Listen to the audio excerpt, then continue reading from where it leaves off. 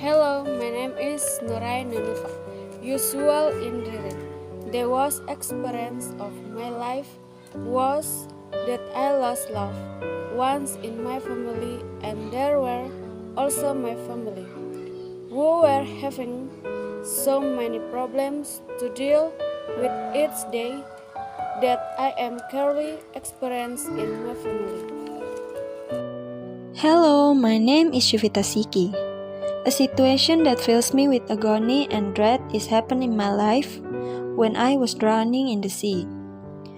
My family and I went on a trip to Lalendo Beach to dive and enjoy the underwater beauty, which contains coral reefs and various types of very beautiful fish. It was my first experience to dive, so I was really excited. I'm not very good at swimming, because before that, I only used to swim in the pool, and of course, the situation was different from swimming in the sea. My family are all good at swimming and diving, so they went to the deep Panay area to dive shooting fish, while I was in the shallow area. I used swimming goggles to see in the water and a snorkel tube to breathe underwater. When diving in a shallow area, the scenery is so beautiful that I want to swim to a deeper area because there are denser coral reefs and more types of fish. When I got there, I was so immersed at the atmosphere, so I buried my head even deeper to see more clearly the underwater scenery.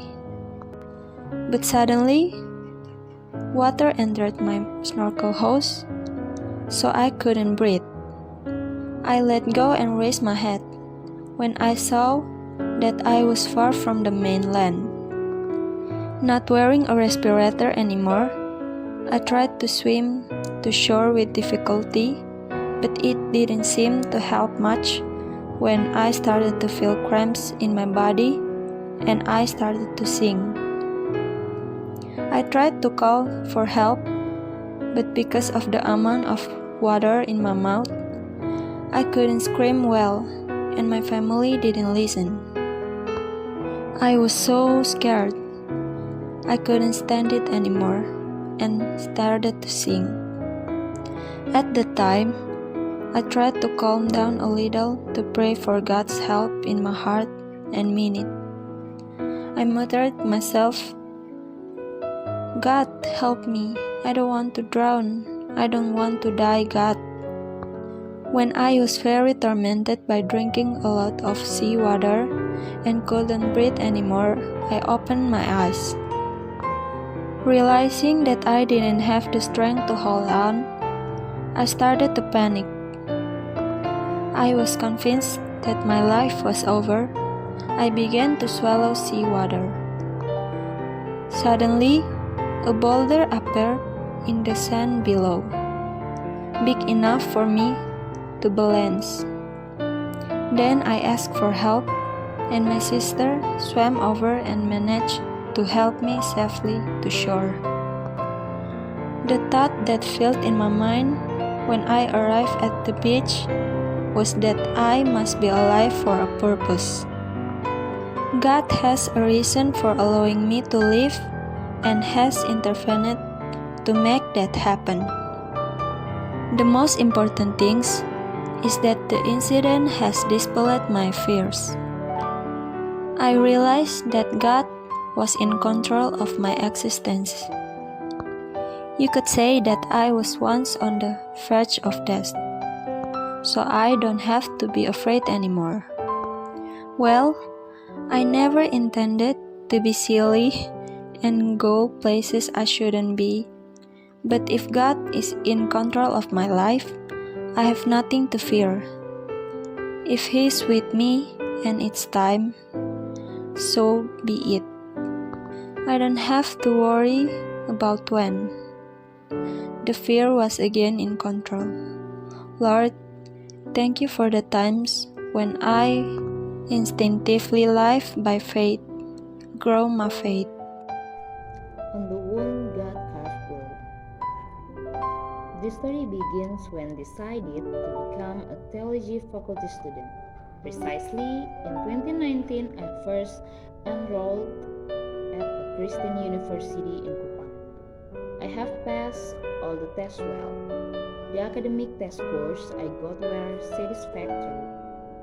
However, during the medical test, I was declared not to have passed because, according to the results of the examination, it was stated that I had symptoms of kidney stone disease and my white blood pressure exceeded red blood pressure, so I could not proceed to the next stage.